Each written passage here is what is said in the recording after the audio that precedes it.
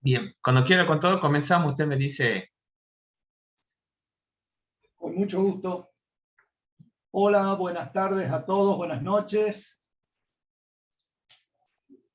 Los felicito por el esfuerzo, los felicito por la dedicación, porque jugando la selección dentro de un rato, la verdad que demuestra muchas ganas de aprender y meterse en este tema interminable que la materia impositiva y fundamentalmente, como les comentaba en la clase teórica del día de ayer, todo lo que esté vinculado con el sector agropecuario. En la clase de hoy, el contador Carrizo va a tener a su cargo el desarrollo de un caso práctico con las explicaciones correspondientes y yo lo acompañaré en algunas intervenciones vinculadas con la profundización de algún concepto o alguna duda que a lo mejor en la clase teórica de ayer no haya quedado del todo claro. Tenemos la ventaja del tiempo entre ayer y hoy. Como ha pasado demasiado poco tiempo, se supone que los conocimientos adquiridos debieran estar frescos. Pero tenemos la contra de que no han tenido, digamos, el tiempo a lo mejor de profundizarlos independientemente. Hay muy buena doctrina sobre este tema, fundamentalmente Marcheschi, Juan Oclander, Osvaldo Balán. Así que directamente vamos al desarrollo de la clase práctica, que es muy linda, pero larga. Así que el contador Carrizo tiene a su cargo el desarrollo. Bien, gracias, contador. Bueno, para los que les gusta el fútbol, siempre que damos clases, o últimamente me está tocando, que justo juega la selección, pero siempre va ganando, así que estén contentos de estar escuchando el día de hoy temas impositivos. Bueno, vamos a... ¿Cómo? Yo no. Ah, bueno, sería la excepción. Yo creo que ahí hay mucha casualidad, alguna mano negra que me asigna las clases cuando juega la selección. Por mí no hay problema. Bueno, comencemos entonces a ver el planteo. Después vemos las dudas que pusieron en el chat. Una consulta en realidad. Como bien decía el contador, vamos a trasladar o a presentar el caso práctico de lo que hemos visto ayer respecto a teoría de lo que es la actividad agropecuaria. Si bien, como bien hemos visto ayer, o se les adelantó ayer, esto da para mucho, se puede profundizar mucho, puede tener muchas aristas, y es un tema bastante complejo, pero vamos comenzando de lo más simple a lo más complejo. Bueno, les presentamos el caso de hoy. Se llama La Tranquera S.A. Es responsable inscripta en el IVA. Desarrolla actividades. ¿Qué actividad? Una, cultivo de soja. Y cría de cerdos en Orán. Ahí tenemos dos actividades. Y en forma adicional se dedica a la prestación de servicios de desmonte. Tres actividades. Entonces, cultivo de soja, cría de cerdos. Hasta ahí podríamos decir es puramente agropecuaria, pero en forma adicional se dedica a la prestación de otro tipo de servicios, en este caso el servicio de desmonte. Nos presenta la siguiente información a efectos de la liquidación del IVA del periodo fiscal julio 2021. Los importes se encuentran netos de IVA de corresponder. Y bueno, nos hace una aclaración que la sociedad cumple con el sistema de información simplificada agrícola que el contador ayer presentó en sociedad, el SISA, que esto va a jugar, digamos, el tema de las retenciones. Hablaban, ¿se acuerdan? Ya lo vamos a ver en uno de los casos, pero para relacionarlo fácilmente hablaban del puntaje o del scoring que tenía el contribuyente dentro de del sistema o dentro de lo que es, digamos, la actividad agropecuaria. Bien, para liquidar IVA tendríamos que determinar el débito fiscal y el crédito fiscal computable. Vamos a ver que el trabajo práctico se divide en ingresos, compras y gastos, y después vamos a tener otros datos, que nos van a permitir cerrar la declaración jurada para determinar el impuesto correspondiente al mes de julio, que es la consigna que tenemos. Bueno, vamos a determinar primero el débito fiscal. Vamos a los ingresos para determinar el débito fiscal y vemos si se va perfeccionando ese hecho imponible y viendo los montos con los cuales vamos a trabajar. Primera operación que se nos presenta. Venta de soja a granel por un monto neto de 550.000 pesos. Adicionó flete por el transporte de esos granos por 12.000 pesos. Y me dice que conforme surge la liquidación primaria de granos, extendida por el comprador, sufrió retenciones de IVA del 8% según la resolución 3410. Riesgo alto por 44.000 pesos. Entonces tenemos el dato de venta de soja. Como bien vimos ayer, teníamos un particular tratamiento con respecto a las alícuotas aplicables. Muchas de las operaciones que vamos a ver en este trabajo práctico van a estar a la alícuota reducida de la mitad, del 50% de la alícuota general. Como la alícuota general al día de hoy es el 21%, la alícuota aplicable va a ser al 10,5%. Y tenemos la referencia, artículo 28, que es de alícuota, inciso A.5, venta de soja a granel. ¿Cuál va a ser mi monto neto, mi importe neto? En principio, el valor de la soja vendida, los 550.000 pesos. A ver si lo puedo hacer más grande. Ahí está. Los 550.000 pesos. Al 10,5 me va a generar un débito fiscal de 57.750. Y vamos a agregar una columna en nuestra liquidación, que son las retenciones de las operaciones de ventas cuando se paguen. Los que sean agentes de retención o cuando corresponda nos van a realizar esa retención. El dato de esta columna nos va a servir después al momento de hacer la liquidación del impuesto. Es decir, determinar el monto que efectivamente se va a ingresar al fisco. Pero también teníamos el servicio de fletes, y ya con fletes venimos hablando de la teoría de la unicidad o la divisibilidad en el impuesto, si forma o no parte integrante del precio neto. Y la solución, bueno, acá tienen una serie de dictámenes para consultarlo, pero al estar, o al formar parte del precio neto, corre la misma suerte que el principal. En este caso, al estar el principal, que es venta de soja granel grabada a 10,5 la venta de este bien, el flete también va a estar al 10,5% y generándome un débito fiscal de 1.260 pesos. Vuelvo al enunciado. Venta de ganado porcino en pie por 150.000 pesos. Porcino en pie quiere decir que está vivo, que es lo que planteaba ayer el contador. Tiene que estar vivo para aplicarse el primero de los incisos. Cuando empezamos a ver el tema de alícuotas, el punto 1 justamente del inciso A, cuando empezamos a ver el tema de las alícuotas reducidas. Venta de ganado vivo. ¿Y por qué, digamos? No, porque si este trabajo práctico lo hubiésemos tratado antes del 2018, la solución hubiese sido un 21% acá. Pero por la reforma de la ley de la 27430, se equiparó la venta de carne porcina, digamos, derivada del cerdo, con la venta de otros tipos de carnes que gozaban de la alícuota reducida.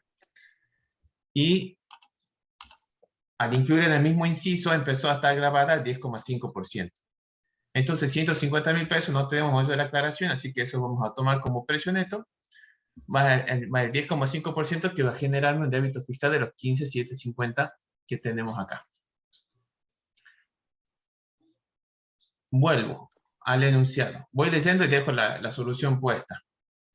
El punto 3 me dice, servicios de desmontes prestados a productores agropecuarios. Como habíamos planteado al inicio, la empresa se dedica o tiene 3 actividades.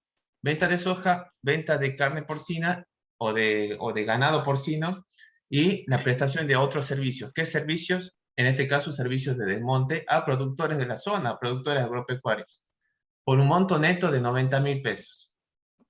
Y tiene la prestación de servicios de 23.000 pesos por servicio de labranza para el cultivo de porotos.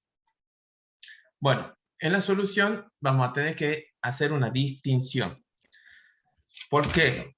Porque nosotros tenemos, comencemos por el más explícito de todos. El 28, si me voy al 28, que habla de las tasas, hablamos de las tasas reducidas. El punto 1 inciso B nos habla de,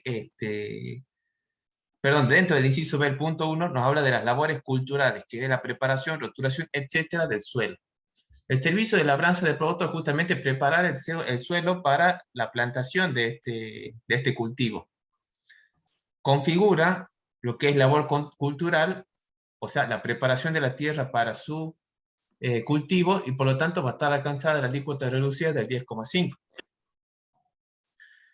Eso no hay mucha duda. Pero con el tema de desmonte se ha planteado una discusión, no una discusión, sino una posibilidad, o se nos plantea por lo menos una duda inicial para saber o para ver. El servicio de desmonte sería un servicio de labor cultural, o sea, entraría en el punto 1 que acabamos de mencionar. Y en realidad, no. Si yo me voy, lo tengo abierto por acá.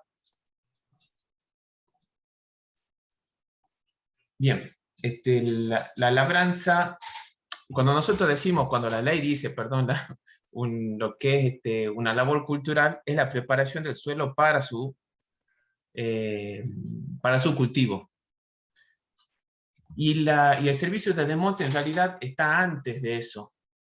Es un servicio de, si se quiere, como una mejora al terreno o un acondicionamiento del servicio, pero no hace, un acondicionamiento, perdón, al campo o al terreno, pero no hace a la labor de cultivo en sí. El servicio de cultivo comienza con la labranza de la tierra. Todos los servicios adicionales o las prestaciones adicionales que le podemos hacer al campo no van a estar dentro de lo que es labor cultural.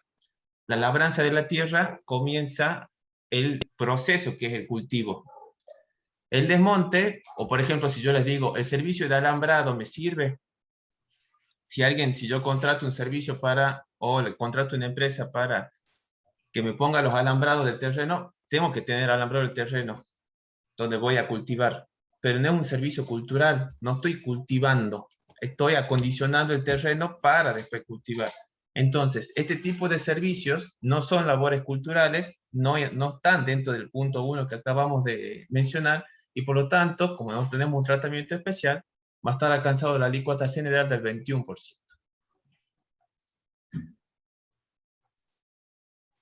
Avanzamos un poquito más, me voy al punto 4 de los ingresos. Vendió una cosechadora en 425.000 pesos, incluida en la nomenclatura común del Mercosur, partida tanto, utilizada en la recolección de la soja. Yo les colgué esta mañana esto, la planilla anexa, donde están el listado de los bienes.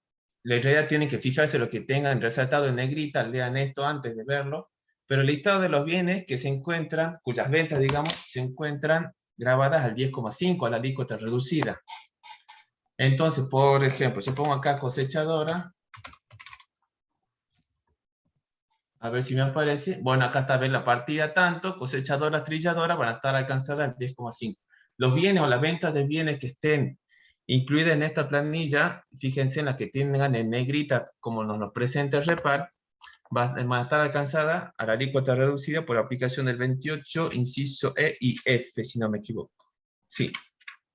En este caso la cosechadora está, pero esto les muestro para evitar un error que en algún momento hemos escuchado, de que los bienes de uso estaban alcanzados al 10,5%. No, los bienes que estén dentro del listado que les acabo de mostrar van a estar alcanzados, sus ventas va a estar alcanzada al 10,5%. No es que todos los bienes de uso van a estar alcanzados al 10,5%. Así que, sí, contador. Déjame, quédate por favor con la planilla, así de paso explicamos un poquito este tema que nos va a venir bien cuando veamos exportaciones también. Bien dice Fernando, en esta planilla se ha destacado en negrita aquellas partidas que están alcanzadas al 10,5. Pero ustedes deben recordar que este listado se compone de posiciones arancelarias. Ahí nomás quietito. Posiciones arancelarias. ¿De dónde? Del nomenclador común del Mercosur. Significa que cuando se hacen operaciones de intercambio comercial, importaciones, exportaciones, se explicita cuál es el bien que se pretende importar o exportar. Y ustedes tienen que aprender a leer esto. Los dos primeros dígitos, por ejemplo, en el 73, habla de manufacturas de fundición de hierro. Y dentro de eso viene la subpartida. La subpartida es, dentro de la partida 73, la subpartida 08. ¿Cuál es la 08? Las construcciones y sus partes, bla, bla, bla, bla. Después de la subpartida, ¿sí? Viene capítulo, subcapítulo, partida y subpartida. Esos son los cuatro grupos en los que se compone, o los componentes, cómo se arma, digamos, la posición común del Mercosur. Entonces, yo tengo que buscar primero de qué estoy hablando. Esa numeración va desde lo más sencillo a lo más elaborado, o sea, desde los bienes de la naturaleza hasta lo que viene a ser maquinarias de altísima tecnología. ¿Entienden? Entonces, a la partida 73 en este caso le viene la 82. Ahí se la estamos mostrando, por ejemplo. Y así es como se va a hacer la identificación de los productos. Cuando un empresario, cuando un importador necesita traer un determinado bien, por ejemplo, déjalo ahí, quiere traer, por ejemplo, una turbina hidráulica, pero también necesita las ruedas. Entonces tiene que identificar, primero, de qué estamos hablando. Capítulo 84, subcapítulo 10, partida 1, subpartida 11. Fíjense que ahí habla que dentro de las turbinas depende cuál es la potencia, si es menor a 1000 kilowatts, si es superior a 1000 kilowatts o si es superior a 10.000 kilowatts. Es identificar el producto. Todo esto se usa en comercio exterior, ¿ok? Y es la ley del IVA la que toma la identificación de los bienes para decir, estos productos van grabados a una determinada alícuota. ¿Ok? Listo, Fernando, gracias por... Gracias. Tal como está la cosechadora utilizadora. Después pegarle una mirada, hay bienes interesantes que no sabíamos que estaban alcanzados 10,5, pero sí lo están. Bueno, vuelvo entonces al enunciado, donde me quedé. El punto 4. ¿Qué vamos a vender? Una cosechadora. Bien, se vendió una cosechadora por 425.000, que se utilizaba en su momento para la recolección de la soja. Bueno, ya sabemos a qué alícuota va a estar alcanzado, tenemos el precio neto, no tenemos mayor explicación, así que básicamente calculamos el débito fiscal 10,5% sobre los 425.000. Luego pasamos al punto 5. Notas de débito emitidas en el mes percibió 6.700 pesos en conceptos de intereses por pago fuera de término de ventas de soja. Bueno, intereses. Intereses forman parte del precio neto grabado. Bueno, es la discusión cuando vimos teoría de la unicidad, teoría de la divisibilidad. Como forma parte del precio neto grabado, va a seguir la misma suerte del precio neto. Si el precio neto, si es por venta de soja, la deuda, y eso me generó un interés, y la venta originalmente estaba alcanzada al 10,5%, los intereses sobre esa venta también van a estar alcanzados al 10,5%. ¿Cuánto? 6.700 neto. ¿Cuánto se va a generar? 703,50. Avanzo un poquito más y me dice... Perdóname, hasta ahí nomás. Aprovechemos para retomar otros conceptos que también lo vamos a desarrollar y que están dentro de la teoría de la unicidad, como bien decís vos. Cuando vendió la soja estaba grabada al 10,5. Los intereses, en función del artículo 10 del precio neto, cuando dice son integrantes del precio neto grabado, se facturen o se convengan por separado, ¿sí? Hace que, por aplicación de la teoría de la unicidad, también, en razón del quinto párrafo, pero del apartado 2 del quinto párrafo, estén también alcanzados a la misma alícuota. Lo que tenemos que distinguir, y esto me estoy adelantando a un práctico que tenemos de servicios financieros, es si los intereses son queridos o no queridos. O mejor dicho, si la financiación ha sido querida en este caso, nuestro contribuyente, acordada, contractual, de común acuerdo, llamémosle como quieran, tiene un nacimiento del hecho imponible. Pero cuando son fuera de término, cuando ya no somos tan amigos, cuando ya estamos enojados porque no nos paga de acuerdo a la fecha pactada, sino que nos paga fuera de término, esos intereses, que no los quiero ni siquiera calificar, no son punitorios, son intereses fuera de término, no importa el nombre que comercialmente las partes le den, no interesa eso.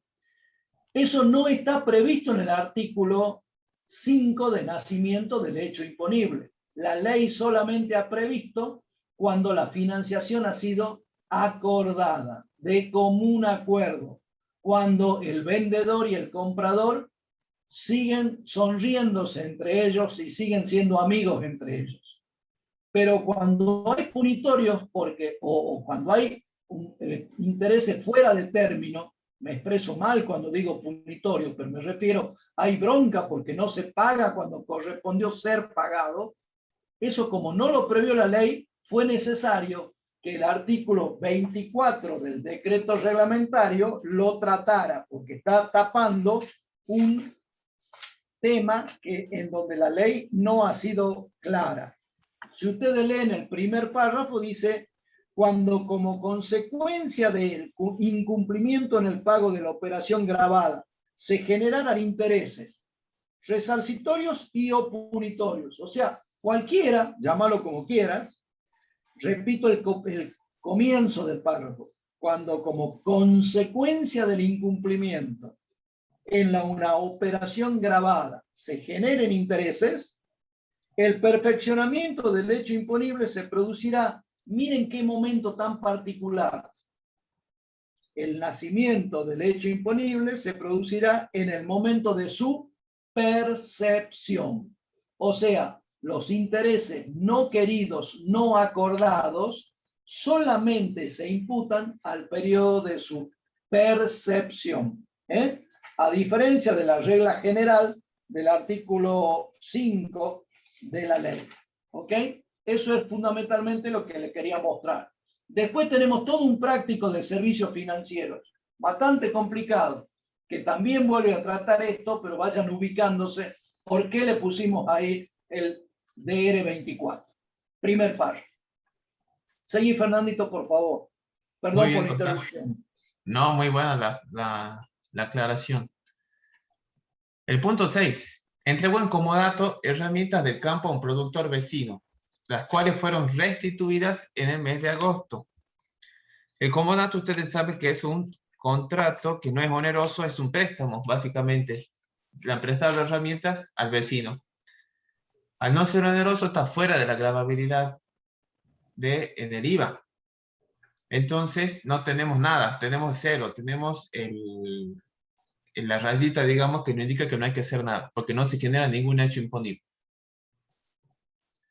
Y hasta acá tenemos, hasta el punto 6, lo que fueron ingresos que generaron débitos fiscales. No, estos vamos a verlo más adelante. Y después vamos a las compras y gastos. Bueno, que van a generar créditos fiscales o bien restitución de ese crédito fiscal que va a actuar como un débito fiscal. ¿Sí, contador? Nada, sigue. Sí. Está bien. Vamos al crédito. Bueno, vamos a los que son operaciones de compra y gastos. Punto 1. Compra de semillas de soja por un valor de 98.000 pesos. Repito, compra semillas de soja, que no es lo mismo que comprar soja a granel, que no es lo mismo que comprar solo soja. Compra semillas de soja, 98.000 pesos. IVA facturado a 20.580. Además, que es el ejemplo que le daba ayer el contador, separa granos de soja de su propia producción por un valor de 72.000 pesos para sembrar en la próxima campaña agrícola. Bueno, acá tenemos, vamos de lo más simple a lo más complejo. De la propia producción, ha separado una parte para utilizarla como semilla en la próxima campaña. No hay transferencia de propiedad de esos bienes o de esa soja, no hay operaciones con terceros, no hay generación entonces de ningún hecho imponible. La reserva, la guarda en el galpón. Y tenemos... Pero, ahí nomás, sí. ahí nomás. Pero cuidado, no es tan sencillo la cosa, porque en cuanto se separan bienes de propia producción para ser utilizado como semilla, es necesario tener una comunicación a organismos estatales donde se le informa el bien que se separa, la calidad del bien que se separa, la cantidad, el lugar donde se le ocupa y en qué campaña agrícola van a ser utilizadas. No cualquiera pone cualquier cosa en el surco. Necesita la autorización, por ejemplo, de el Ministerio de Agricultura, de SENASA, de una serie de organismos que no importa su nombre porque van cambiando. Ustedes se imaginan si en el sector agropecuario entra alguna peste, entra alguna enfermedad en la tierra a través de meter en la tierra a través de semillas algo que esté contaminado, por llamarlo así, sería poco menos que una epidemia. Epidemia de no producción o de enfermedades en las plantaciones. Entonces, se controla muchísimo ese tema. Por eso...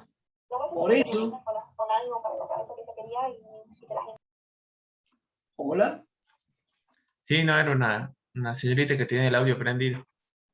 Por eso es necesario todo este tipo, digamos, de controles, ¿ok? Y hay que distinguir directamente cuáles son los bienes. Yo ayer me expresé mal cuando dije autoconsumo y me corregí en el acto. O sea, en realidad se transforma en insumos las semillas que separa, ¿sí? ¿Por qué? Porque se van a transformar en bien de cambio para el productor. La semilla de soja le va a dar después más semillas de soja.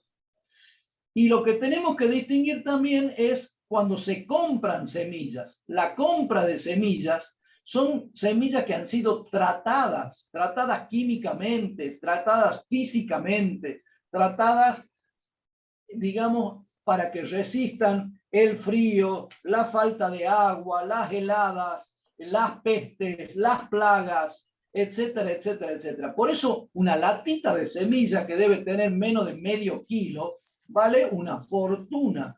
¿Por qué? Porque tiene toda una tecnología incorporada en la semilla que va a la tierra, en donde le permite sobrevivir a las inclemencias del tiempo. ¿Ok?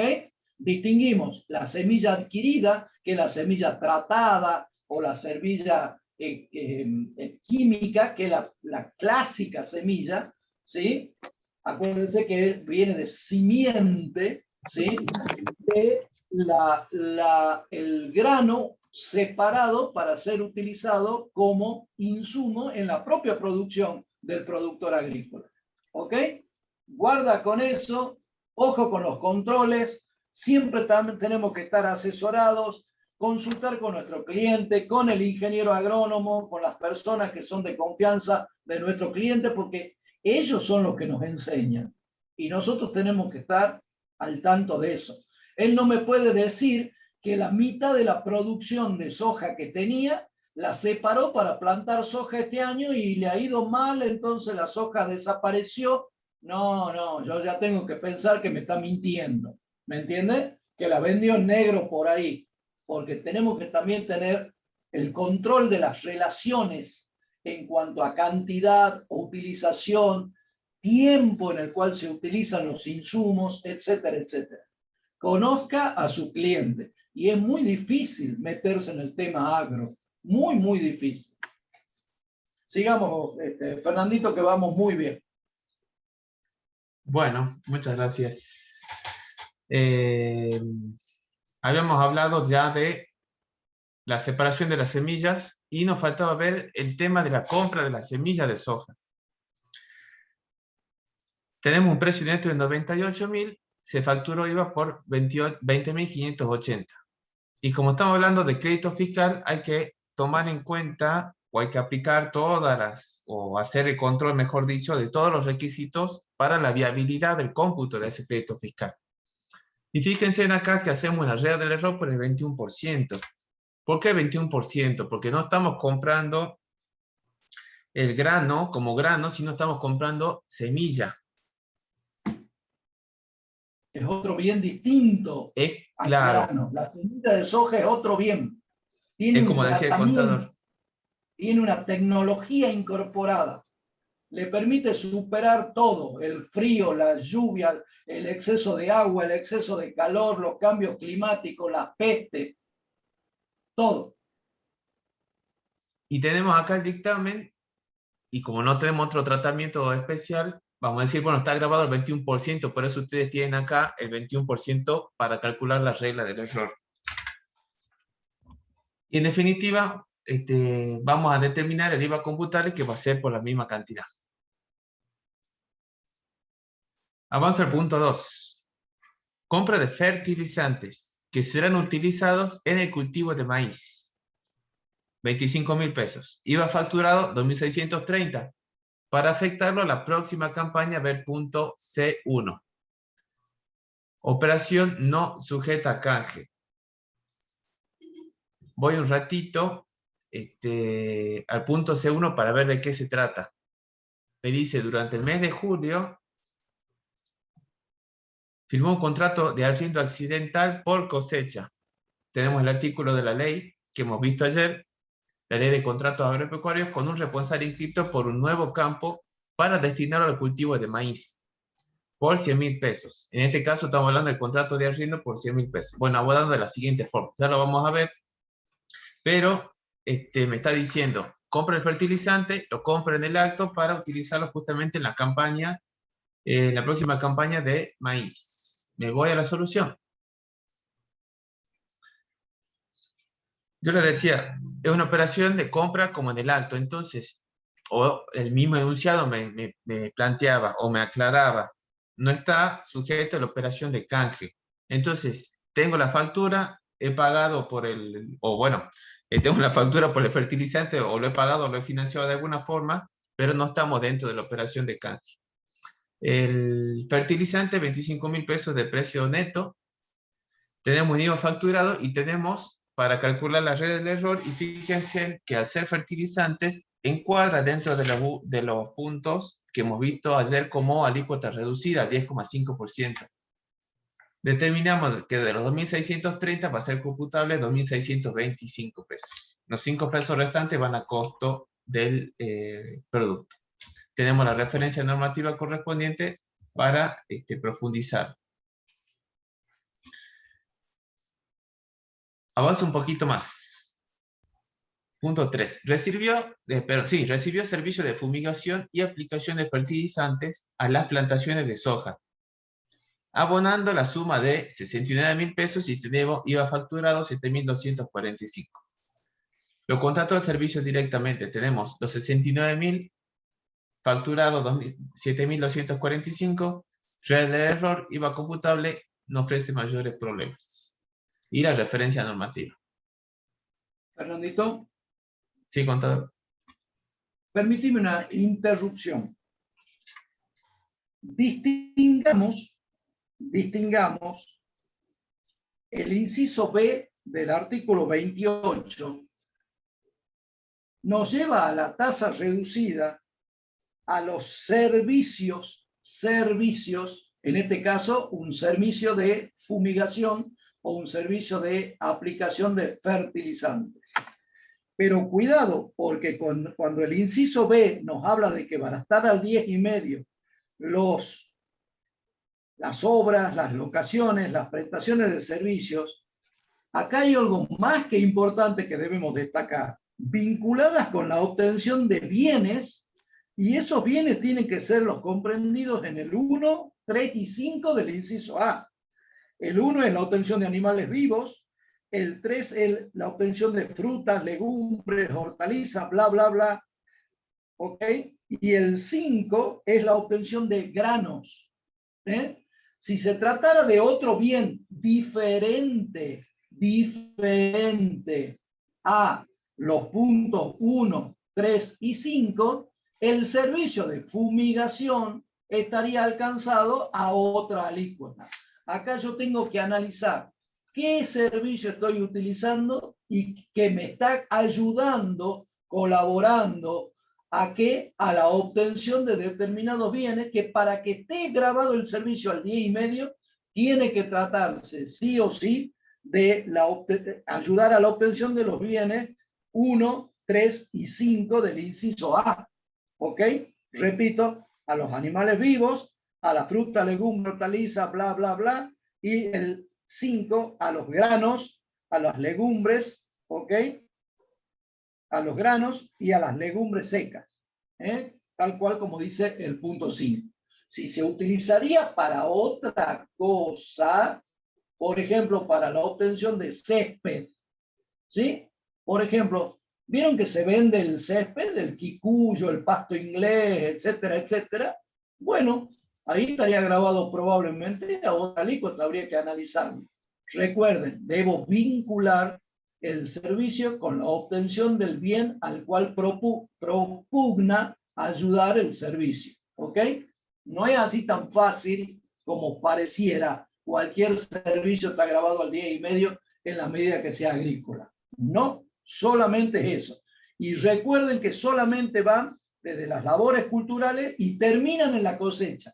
Cualquier servicio posterior a la cosecha, no importa para qué sea, siempre va a estar grabado al 21%. ¿Ok? Perdón por la interrupción, Exacto. Fernandito, pero me Por moría de ganas ejemplo, de interrumpir. no es buena, es buena. Por ejemplo, el enfardado. Si yo Bueno, enfardo determinado, el servicio de enfardado se hace con una máquina especial. Y ese servicio es después de la cosecha. Entonces va a estar alcanzado al exacto. 21%. Y una cosa para distinguir, que me hizo acordar el contador, si nosotros vamos al punto 4 del inciso B, que es el que estamos aplicando, si bien dice fertilizante su aplicación, estamos dentro del inciso B, y el inciso B comienza hablando de obras, locaciones y prestaciones de servicio, los siguientes obras, locaciones y prestaciones de servicio, es el servicio de fumigación. Y la pregunta Es que un cabe, error. Era un error de la ley que después fue corregido, porque decía originariamente fertilizante y debió haber dicho aplicación de fertilizante. ¿Ok? así es, y la pregunta que le hacemos entonces a los alumnos es, ¿y los fertilizantes? Si compran directamente los fertilizantes, ¿estaría alcanzado? No, porque ya saldríamos del inciso B, no es si yo estoy comprando un bien, no estoy adquiriendo un servicio de fumigación. Pero no es por el inciso B, sino, Pero, pero, me voy al último inciso. el legislador se vio obligado a incorporar un inciso L del loco, porque lo enloquecieron al legislador pidiéndole, lean el punto L, que las ventas, las locaciones de servicio y las importaciones definitivas que tengan por objeto fertilizantes químicos para uso agrícola. ¿Ok? Entonces tuvieron que incorporar ese inciso L para que la venta de cosa mueble fertilizante esté grabada al 10,5. Y acá viene la crítica de los estudiosos. ¿Por qué fertilizantes químicos? ¿Y por qué no los otros van a estar grabados al 10,5? Hay muchos fertilizantes que no son químicos y debiera ser muy bueno promover la utilización de fertilizantes naturales, diría yo, o menos químicos, no sé cómo llamarlo, más que hagan menos daño, ¿entienden? Sin embargo, el lobby que se creó para que los fertilizantes estén grabados a la alícuota del 10,5 solamente logró incorporar en la reducción de la alícuota a los fertilizantes químicos, lo cual a mí me parece un pecado mortal, porque debió haber dicho fertilizantes. ¿Ok? ¿Qué mejor fertilizante que aquel que proviene de la lombriz de la tierra, por ejemplo? ¿Eh?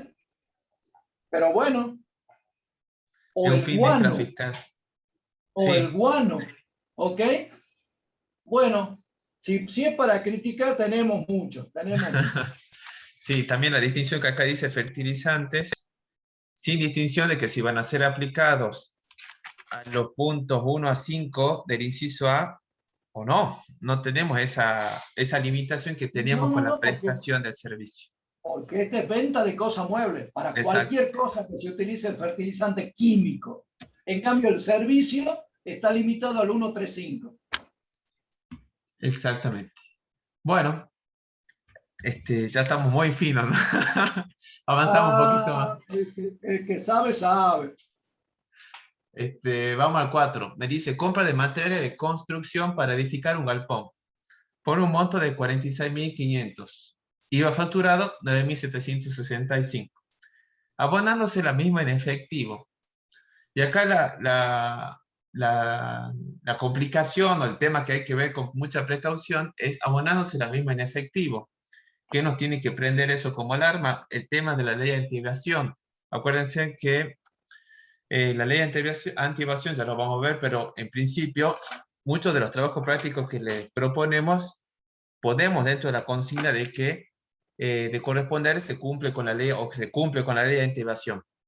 Para no tener esta discusión o este problema, que ahora lo vamos a tener, de que la ley de anti-evasión evita o limita no sería limitación, sería directamente deniega el cómputo del crédito fiscal de aquellas compras que no hayan sido abonadas con determinados medios de pago que podríamos generalizar, medios de pago que estén de alguna forma bancarizados, que sean algunos de los medios autorizados por el Banco Central. Entonces, el ejercicio o el punto justamente nos propone discutir sobre este asunto. Nos dice la consigna además, si vamos un poquito más, o si seguimos o continuamos leyendo, que el contribuyente cuenta con toda la documentación que respalda o que prueba la operación. Tiene el mail del pedido, la factura, el remito con la conformidad correspondiente de recepción del bien, el pago del flete, la incorporación del bien en el inventario de bienes de uso, etcétera. Este etcétera puede ser el recibo de pago, el recibo de pago, otros documentos, el comprobante de retención, si es que le hemos hecho retención, en fin, otros comprobantes que terminen. ¿Qué es lo que me está entre paréntesis? Es la documentación que va dando testimonio de todas las partes o todas las tareas en las que se dividió ese gran proceso que fue la compra, desde el pedido hasta el pago, que si bien fue en efectivo, vemos cómo lo vamos a tratar. Bueno, tenemos el mismo análisis de la regla del error, pero me interesa que veamos acá al costadito la referencia normativa y tenemos una discusión que ya la empezamos a ver en algún momento en impuesto a las ganancias. ¿Qué hacemos en estos casos? Porque también, así como no se o prohíbe el cómputo de crédito fiscal si la operación no está instrumentada por alguno de los medios de pago autorizados, para ganancias no se podía computar el costo, perdón, no se podía computar el gasto, creo que dice la ley exactamente. Bueno, en definitiva, tenemos entonces una colisión de normas. ¿Por qué? Porque la ley 11.083, artículo 34, no me da ninguna limitación en cuanto a la posibilidad de poder computar, o sea, tenemos la colisión de normas de probar el pago por medios que me dice la ley de intervención o probarlo aunque se haya hecho en efectivo. Yo tengo toda la documentación para probar que efectivamente esa operación se realizó y tengo todo el proceso trazado o reconstruido, digamos, a través de los comprobantes. Tenemos el famoso caso de el leading case de Mera, Miguel Ángel, donde admite prueba en contrario, o sea, la presunción que nos impone la ley de anti-evasión no sería del todo absoluta, porque de aceptarlo así, se estaría desnaturalizando el fin del impuesto. Se estaría desnaturalizando el impuesto. En el caso de ganancia, se estarían grabando las ventas y no las ganancias netas, y en el caso de IVA, no se estaría grabando el valor agregado, sino las ventas. Entonces, para no desnaturalizar la mecánica del impuesto o la liquidación del impuesto en sí, o podríamos decirlo en otras palabras, de tergiversar la base, es que si puedo probarlo, se puede computar perfectamente ese crédito fiscal. Seguramente el contador me va a aportar algo más respecto al caso este. Sí, en realidad la colisión aparente de normas, porque son dos normas de la misma jerarquía jurídica, las dos son leyes. Esto se empezó a discutir qué prevalece cuando hay colisión de normas, cuando hay choque entre dos normas. Entonces, bueno, habían argumentos de decir, bueno, la ley especial prima sobre la ley general. La ley especial es la 11683, porque es la ley de procedimientos tributarios. En cambio, la ley general es la 25345, que es la ley de prevención de la evasión fiscal. Y fue transitando a lo largo de años hasta que llegó el fallo Mera y dijo, mira, acá no hay que discutir ese tema, simplemente hay que analizar los resultados de la aplicación. Las normas deben interpretarse de manera tal que el sistema jurídico permanezca en armonía.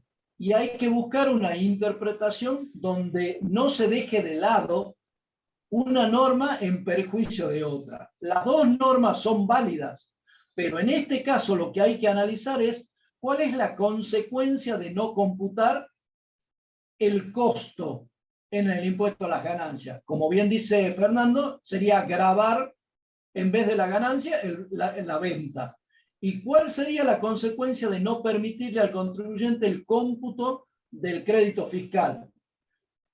Considerar como base imponible el precio de venta en vez de que sea su valor agregado, lo cual trae como consecuencia, además de la confiscatoriedad, la irrazonabilidad en la aplicación de la norma, razón por la cual prevalece la posibilidad de que el contribuyente pueda aportar la prueba en contrario. La prueba en contrario es de que es probar que la operación existió, que no es falsa, que no es trucha, para ser didáctico.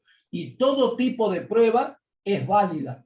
Incluso hace muy poquito a mí me ha pasado de probar que la operación existió porque el camión había pasado por la ruta y había sido controlado en los puestos de control de Salta. Y ahí se declaraba la mercadería, quién los remitía, a dónde iba a parar, etcétera, etcétera. Sí, la factura estaba mal confeccionada, es cierto, estaba mal confeccionada, pero sirvió de prueba nada menos que el organismo de recaudación de la provincia de Salta de la existencia de la operación. Después discutamos el resto, porque lo que la AFIP dice es, para evitar la evasión, aquellas facturas que no sean pagadas en efectivo, que no sean pagadas de manera bancaria, o sea que son pagadas en efectivo, entonces son miradas de otra forma, son impugnadas, ¿entienden? Entonces, todo medio de prueba es válido. Ustedes ya vieron la doctrina que emana del fallo Miguel Ángel Mera. Es del año 2014, recuerden. Y no ha habido nada mejor, ¿eh? Ha habido reiteración de la misma jurisprudencia. Sigamos, Fernandito, por favor. Muy bien. A ver. Punto 5. Honorarios pagados a veterinario, que es un monotributista, por servicios prestados durante el mes de junio por 4.000 pesos y cancelados en el mismo mes de junio. Prestados durante el mes de junio y cancelados en el mes de julio. El servicio está prestado, tenemos una cancelación en el mes que estamos liquidando, pero en realidad es un monotributista. Si bien empezamos a ver a los monotributistas, los que vamos a ver en una clase especial que es de régimen simplificado, no genera ni crédito fiscal ni débito fiscal. El veterinario por esta venta no generó débito fiscal porque está excluido del régimen general, va al régimen simplificado, y para el adquiriente, en este caso la empresa a la cual estamos liquidando el IVA, estos 4.000 pesos no le van a generar crédito fiscal. Entonces, directamente no tenemos ninguna, no tenemos ningún IVA que analizar porque no existe. Incidencia. ¿Qué pasó, contador? Perdón. No tiene incidencia en la determinación del IVA. Claro, sí, sí. Pero sí en la declaración jurada se informa en las compras que fueron a monotributistas, ¿no? Como dato para complementar la declaración jurada, cuando hacemos el F 2002 por actividad. Así es. Vamos al 6. Abono sueldo del personal de la finca por 56.000 pesos, correspondiente al mes de julio, y depositó a su vencimiento los aportes y contribución de la Seguridad Social el día 7 de agosto.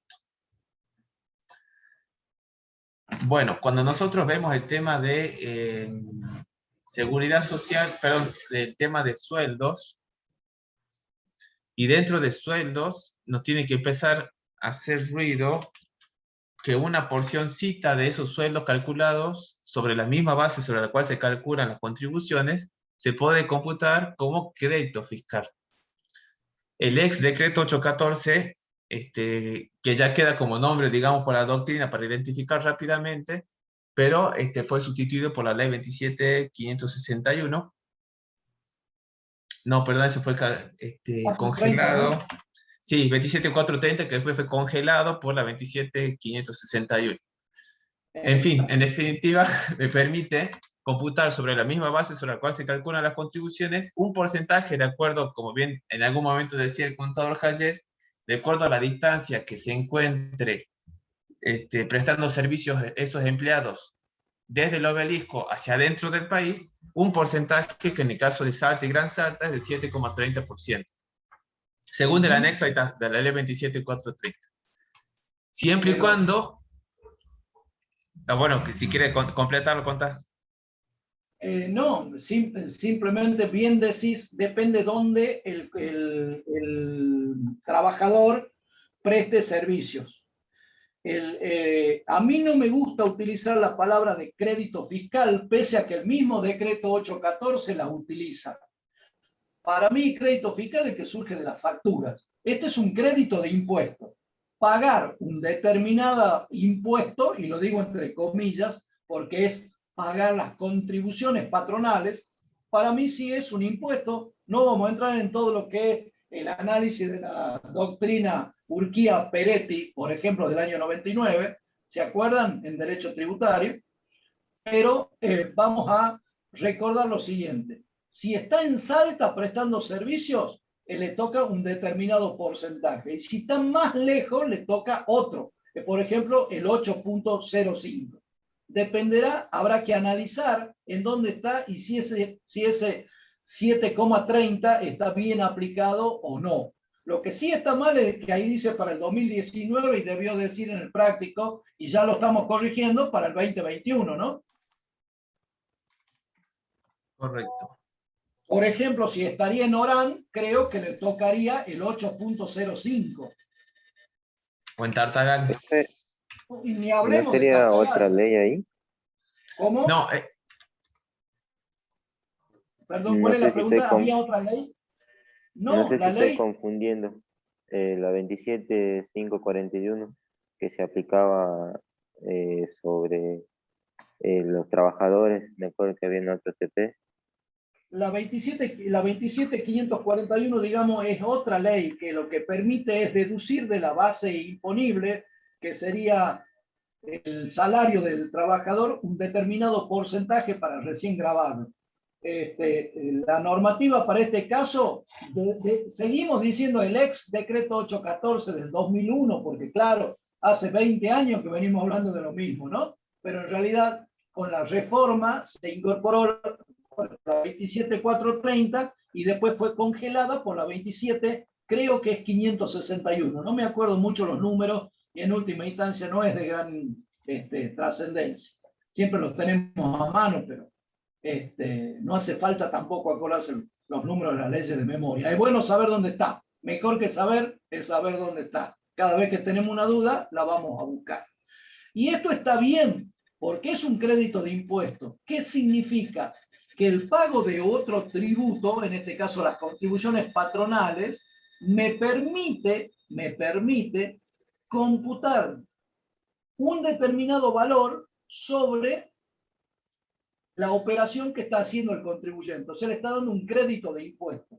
¿Y por qué? Porque hay un insumo en la producción y el insumo es la mano de obra que está pagando. Entonces, pareciera que grabar el verdadero valor agregado sería alcanzable permitiéndole al contribuyente el cómputo de un crédito fiscal ficto. A mí me gusta llamarlo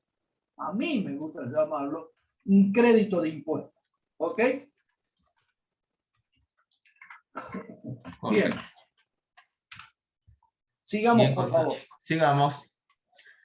Me voy a otros datos, al punto C, que solo habíamos comenzado a leer, habíamos presentado un contrato de arriendo accidental por el tema de el cultivo de maíz, por 100.000 pesos es un arrendamiento. Abonado me dice, termino de completar la idea que hemos comenzado hace rato, abonando el 50% al momento de la suscripción del contrato y el otro 50% al levantar la cosecha. ¿Qué tipo de contrato es? Arriendo. En este caso, el arriendo, como explicaba ya el contador, el riesgo corre por cuenta del productor. Le vaya como le vaya, igual va a tener que pagar el arriendo. No sería un contrato de tipo asociativo, sino el riesgo corre por cuenta del productor y el titular de la tierra va a cobrar, en este caso, los 50.000 sin importar qué pase con la producción. Y no genera crédito fiscal, ¿por qué? Porque está expresamente exenta la locación de este tipo de terrenos. Tenemos 7, inciso H, el punto 22, nos explica expresamente o nos brinda expresamente la exención para el caso de arrendamiento de bienes, en este caso de terrenos, terreno o zona, terreno para cultivo. Me estoy enredando al vicio. Bueno, me voy al punto 2 de otros datos. Conforme a lo pactado oportunamente como operación de canje con el proveedor de combustibles, nos situemos entonces hasta acá. Operación de canje. Acuérdense que la operación de canje, por la modalidad de trabajo de lo que es la actividad agrícola, el proveedor le entrega o le va entregando bienes al productor agropecuario, que el productor agropecuario, una vez que pueda cosechar, una parte de esa cosecha le entrega en parte de pago. En este caso, hay canje de combustibles contra soja. El proveedor de combustible le va entregando combustible y al momento de la cosecha, una porción o una tanta cantidad de soja va a terminar siendo el pago por ese combustible. Tenemos un tratamiento especial que nos da la ley que se aplicó ayer y que es justamente que el débito fiscal generado por la entrega de estos combustibles o las entregas de estos combustibles se va a diferir hasta el momento de poder determinar la base imponible, porque no se sabe cuánto va a ser la base sobre la cual se va a generar ese débito fiscal. ¿Por qué? Porque la base va a estar en función del valor del bien al momento de la entrega y el valor del bien al momento de la entrega en el mercado que opere el productor. Me vuelvo al enunciado. Conforme lo pactado oportunamente como operación de canje con el proveedor de combustibles, el 11 de julio entregó 10,8547 toneladas de soja para cancelar la compra de gasoil recibido en el mes de abril. En este caso, todo el gasoil lo recibió en abril y lo termina cancelando ahora en julio. El precio neto, volvemos al precio neto, ya nos aclara el mismo enunciado, en plaza. ¿En qué plaza? En la que acostumbra operar el productor, por supuesto, de la soja, a la fecha de entrega del producto primario es de 2.522 por tonelada. Entonces, de lo que hemos visto ayer, nos queda pensar, bueno, la base imponible para el productor va a ser el precio neto que va a generar, en el caso de la empresa que estamos liquidando, un crédito fiscal para el productor, para el proveedor, perdón, de bienes, en este caso de combustible, va a generar un débito fiscal al momento de la entrega de esas toneladas, y para el que adquirió ese combustible, en este caso el productor de soja, le va a generar un crédito fiscal. ¿En qué momento? En el momento que se entregue esa soja. ¿A qué valor? Al precio de venta de esa soja en la plaza o en el mercado donde acostumbre operar. Si ustedes ven acá, tenemos un cálculo. Me voy a la celda. Venta de soja, operación de canje.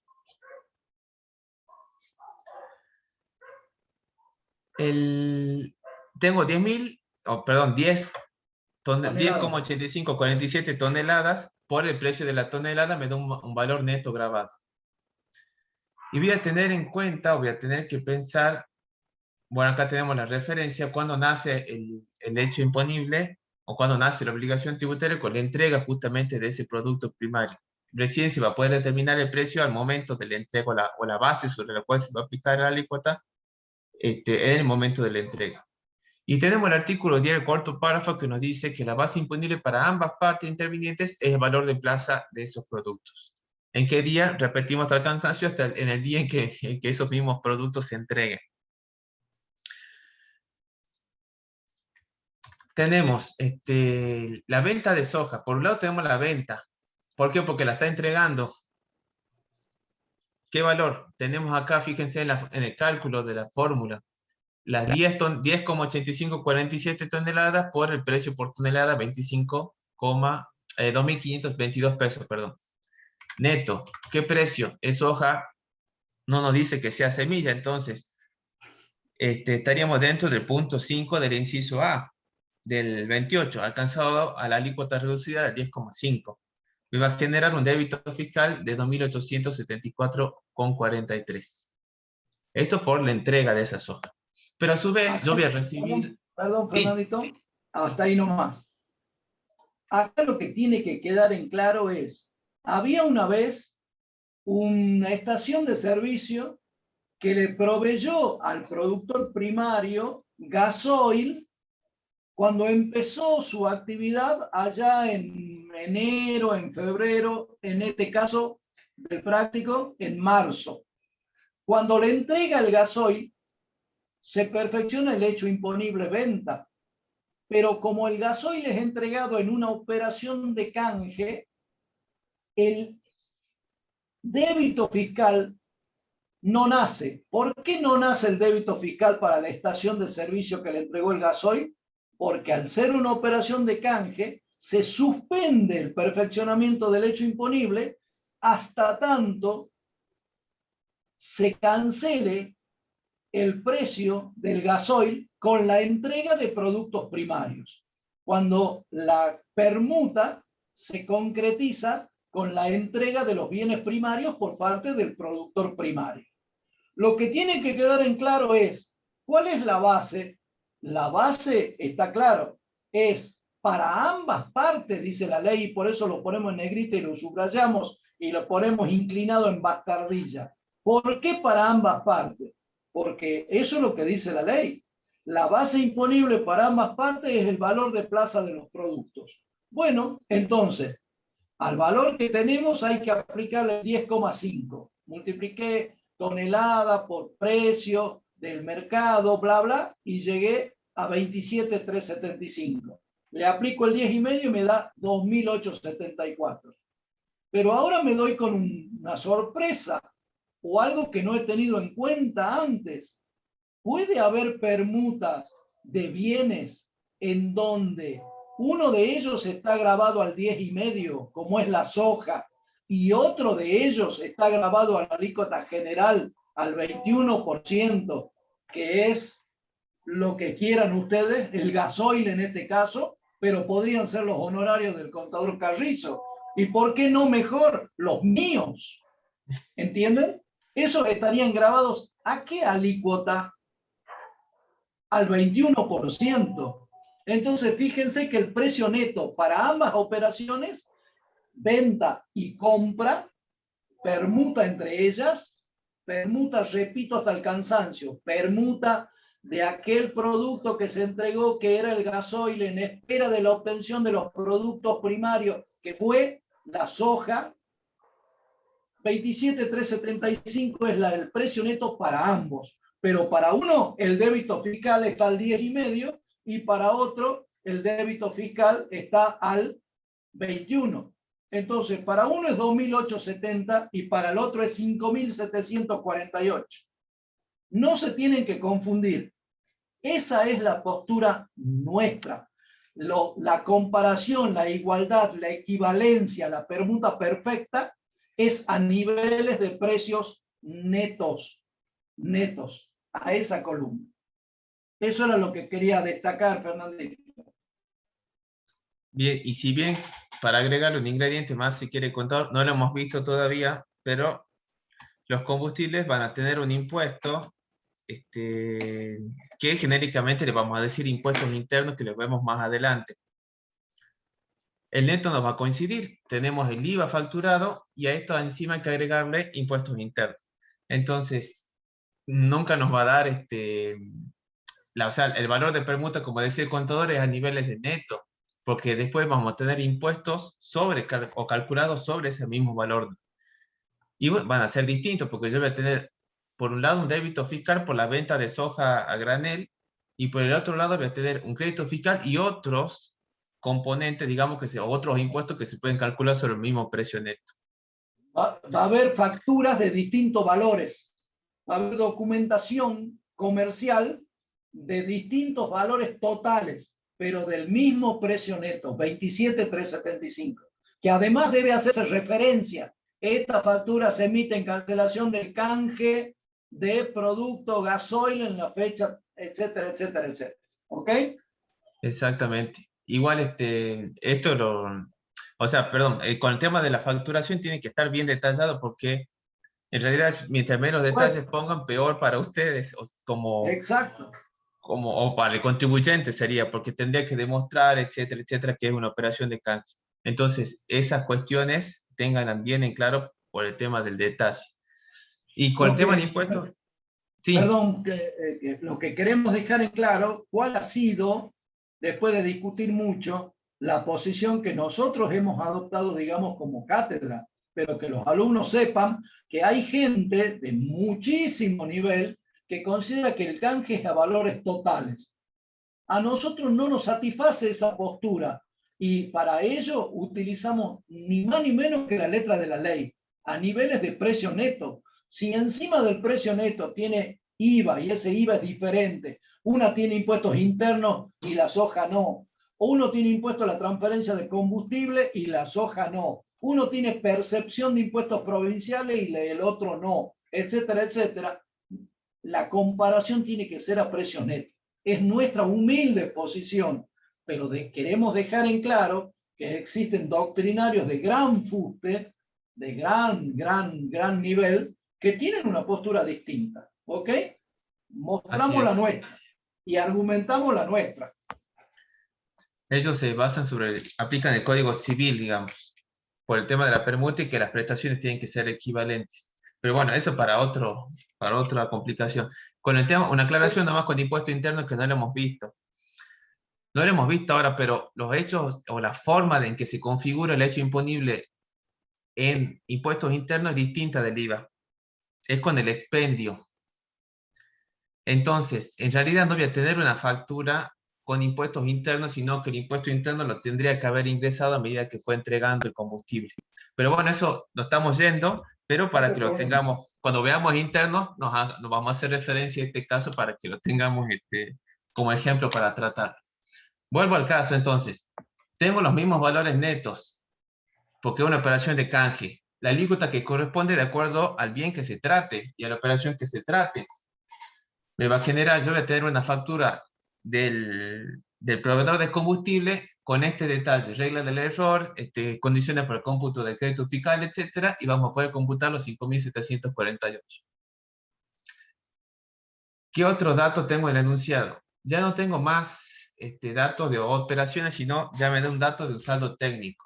Antes de abordar el saldo técnico, podemos ya totalizar lo que es débito fiscal lo que son retenciones acá arriba y el IVA computable como crédito fiscal. Lo que hacemos en este cuadrito es trasladar justamente tus saldos. Débito fiscal, crédito fiscal. Y antes de ver el tema de las retenciones, tengo que obligadamente trabajar con lo que me dice el enunciado en el punto C3. Saldo técnico del periodo anterior, 123.000 pesos. Y saldo de libre disponibilidad del periodo anterior, 34.000. Es la clásica y necesaria distinción entre el saldo a favor del artículo 24, primer párrafo, saldo técnico, y del segundo párrafo, saldo de libre disponibilidad. Cuando se ve en teoría, decimos, el único verdadero crédito sería el segundo. El 24, segundo párrafo, es un verdadero crédito porque con ese saldo yo puedo o cancelar otras obligaciones mediante compensación, puedo transferirlo o puedo inclusive hasta pedir una devolución de ese saldo. Con el primer párrafo no. Es un saldo a favor que surge de la mecánica de determinación del impuesto y solamente puede ser aplicado contra futuros débitos fiscales. En este caso, ¿tenemos débito fiscal para aplicar? Sí. Lo vamos a poner en la columna saldo técnico a favor primero y vamos a determinar cuál es la posición del periodo. La posición del periodo tengo de los montos a favor de la FIP menos los montos a favor del contribuyente que han sido el crédito fiscal generado en el periodo, incluyendo o adicionando lo que yo vengo arrastrando de periodos anteriores, y tengo un saldo a favor de 28.773 del primer párrafo, acá está justamente bien aclarado, de saldo técnico, que lo voy a trasladar al mes siguiente. Cerremos en lo ahí, que es, Fernandito, sí. un segundito, por favor. Cerremos ahí este tema.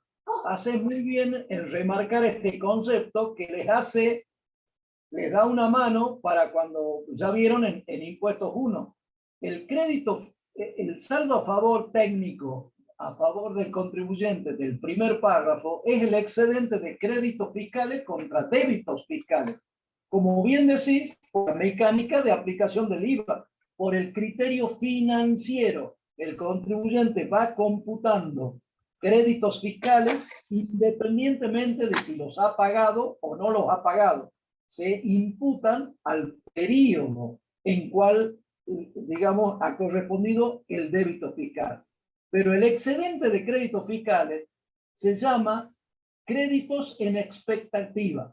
Si son créditos, pero para poderse concretizar, están en la expectativa de que aparezca alguna condición. ¿Cuál es la condición para su utilización? Que nazcan los débitos fiscales. Este es un impuesto al valor agregado, o sea que cada etapa se presupone agrega valor en el circuito económico de los bienes.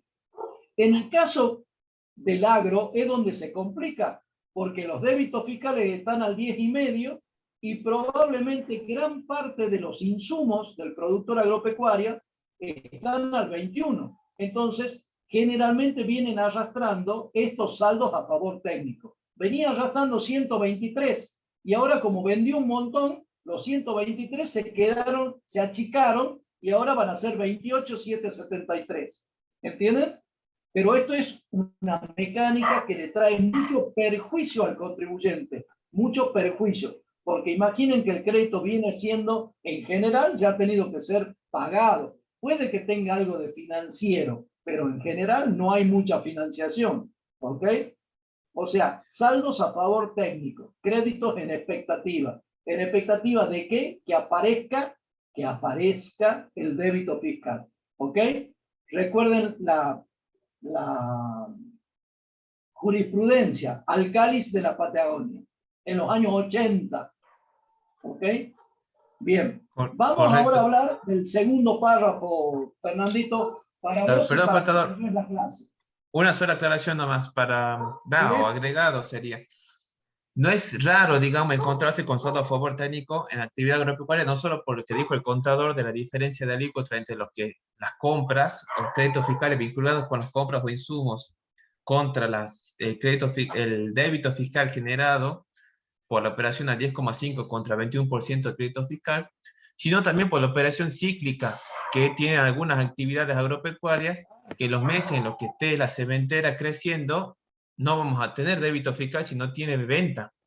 Entonces va a ir acumulando créditos fiscales que lo va a descargar recién cuando se produzca la cosecha y la venta de lo que ha trabajado durante el año. Un ejemplo clásico sería una bodega, alguien que produce, o bueno, no sería la bodega, sería quien produce la uva. Tiene que esperar una vez al año para poder cosechar esa uva. Durante el resto de los meses va acumulando créditos fiscales por todos los insumos que tiene que poner para mantener la producción o la planta en producción, digamos. Así que no es tan raro, es más bien frecuente, digamos, por la actividad cíclica de determinadas plantaciones o de determinados cultivos. Ahora sí, pasamos. El que más me gusta a mí, es muy bueno el ejemplo tuyo, pero el que más nos toca a nosotros como contadores salteños o del norte, ¿sí? Porque algunos somos internacionales, tenemos clientes en Jujuy también, en Tucumán también, entonces, cuidado, generalmente el tema tabaco. Siempre el tabaco es el caso clásico de la problemática del IVA en la actividad agropecuaria. Ahora, para cerrar la clase, Fernandito, vamos al segundo párrafo del artículo 24. Saldo de libre disponibilidad. Teníamos del mes anterior los 34.000 pesos que nos da el enunciado y trasladamos las retenciones del mes que son nuestros 44.000. En definitiva, nos queda un saldo de libre disponibilidad de 78.000 pesos, que como ya había adelantado recién, estos 78.000 pesos puedo compensar otra deuda que no sea deuda de la Seguridad Social, puedo transferirlo a otro contribuyente o puedo pedir su devolución con distintas complicaciones y tiempo en cada uno de estos casos.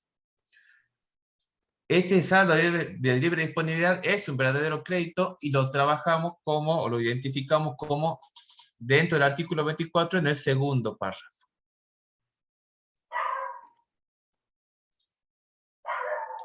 Yo creo que ahí estaríamos, contador. Así es, así es. Fíjate si tenemos alguna duda, alguna pregunta. En el chat no tengo nada. Solo una duda de cuestión administrativa, que si la semana que viene se dicta clases. Entiendo que No. sí. No, porque es la semana de examen. Ah, qué bueno, qué buena noticia. No tengo idea. Martes tomamos examen teoría y técnica 1, miércoles de tributario y viernes 22 de teoría y técnica 2. Así que los esperamos para teoría y técnica 1 a los que no se han presentado todavía. Perfecto. Mañana hay clases, denme un segundo que busco mi... Voy contestando. ¿Se puede utilizar el saldo de libre disponibilidad para un anticipo de impuesto a las ganancias? Sí, por supuesto que sí. Te digo algo más, David Guzmán. Se puede utilizar también para cancelar los intereses adeudados por el pago fuera de término del anticipo de impuesto a las ganancias. Y se puede utilizar también para pagar la multa por no haber presentado en término la declaración jurada del impuesto a las ganancias. Es un crédito de libre disponibilidad. Para lo que no se puede, por aplicación de la teoría que emana de la jurisprudencia Urquía-Peretti del año 99, es utilizar conceptos impositivos para la cancelación de deuda de la seguridad social. ¿Ok? Aunque bien la Corte deja abierta una lucecita ahí por el tema de las contribuciones, aporte seguro que no, contribuciones dejó abierta una lucecita, pero por ahora no se puede. ¿Y para retenciones, contador? ¿Qué retenciones, perdón? Por ejemplo, retenciones de impuesto a las ganancias que le hacemos a los proveedores, a los clientes. Yo entiendo que sí se puede cancelar. Yo no me acuerdo, creo que no. Bueno, hubo muchas limitaciones. La pregunta es, ¿de dónde viene ese viejo criterio que no se puede cancelar con saldos a favor propio la obligación de ingresar la plata ajena? Por ejemplo, se revirtió a nivel de fiscos provinciales. ¿Sí? con el saldo a favor en económica se puede cancelar las retenciones practicadas del impuesto a las actividades económicas. Exacto. Porque en realidad el sujeto pasivo y activo coinciden. De la obligación tributaria. Tenemos una consulta de Carla. La utilización de los fertilizantes en el caso del tabaco. Van al 21%, no estarían dentro de los incisos 1, 3 y 5, me dice. Correcto. ¿Qué significa la utilización? La utilización es la compra de insumos que van al tabaco. O la prestación del servicio de fertilizantes. No sé, Cuando ustedes, no, chicos, pregunten, y esto también para los exámenes finales, tienen que usar la terminología adecuada. No es lo mismo decir fertilizantes que prestación del servicio de fertilizantes, ¿no? Prestación del servicio, me dice Carla. Vamos a la ley y lo resolvamos entre todos, pues si le damos el sí no van a aprender. Vamos al artículo 28. Bien. Les adelanto que mañana no hay clases programadas. Aplicación de fertilizantes, pero vinculado con el punto 1, 3 y 5. El tabaco está en el punto 5. ¿Es grano? No. ¿Es legumbre seca? No. ¿Es oleaginoso? No. La aplicación de fertilizantes está al 21%. Bien. Bueno, les repito, no hay mañana clases y, bueno, nos confirma Margarita que no permite utilizar el saldo de libre disponibilidad para pagar deuda como agente de retención. Me queda la duda. Igual hay regímenes especiales que sí, yo sí sé que sí se podría, pero en la generalidad creo que no. A ver, bueno, se lo buscamos o planteen la duda en el foro y se lo respondemos por ahí. Ok. Hay que ver la resolución de compensación. Gracias por la clase, muy buena. A usted. Felicitaciones a los alumnos que están aquí acompañándonos, que muestran una disciplina de fierro, que estimulan a los docentes con su continua presencia y con su participación en clase. Ojalá la clase les haya satisfecho y ojalá esté a la altura de las expectativas de nuestros alumnos y de nuestro compromiso con la universidad sobre todo. Gracias, buenas noches. Gracias, contador. Hasta luego, chicos. Que tengan buenas noches. Gracias por el saludo.